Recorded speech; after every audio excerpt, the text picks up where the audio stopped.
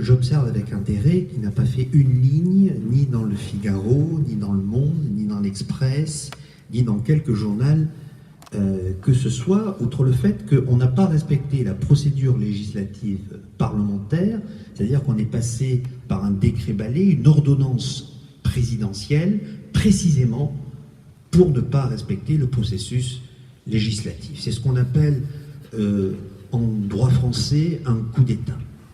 Et c'est ce que j'appelle, pour ma part, un précédent constitutionnel.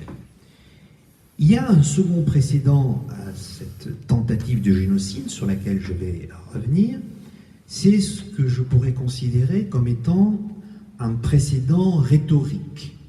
Puisque si vous examinez depuis quelques mois les déclarations qui ont été faites par un certain nombre d'acteurs politiques de premier plan, ça donnait déjà une image ou la teneur de ce qu'on allait subir quelques mois après.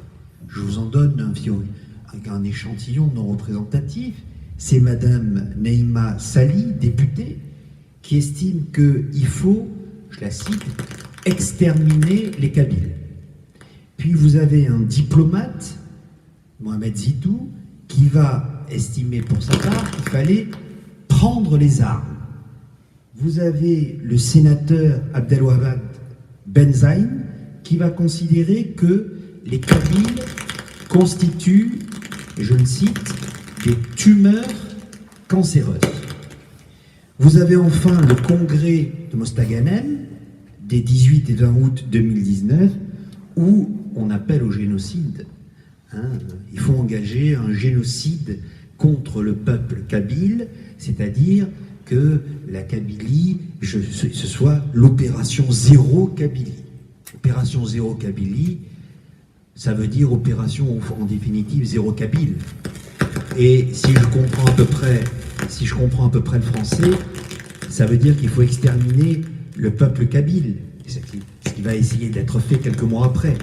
C'est ce qu'on appelle, en droit pénal international, un génocide, qui est un des sous-ensembles du crime contre l'humanité. Mais également la déclaration de Saïd Ben Sedira, qui va, quelques mois avant l'incendie dont a parlé M. le Président Méni, va dire que se prépare une opération d'envergure. Rien ne s'est encore produit, mais il nous le dit quelques mois auparavant, se prépare une opération d'envergure.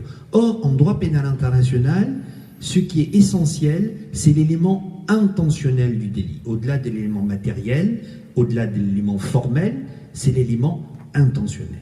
Et on ne peut pas dire qu'en l'espèce, il n'y ait pas eu d'élément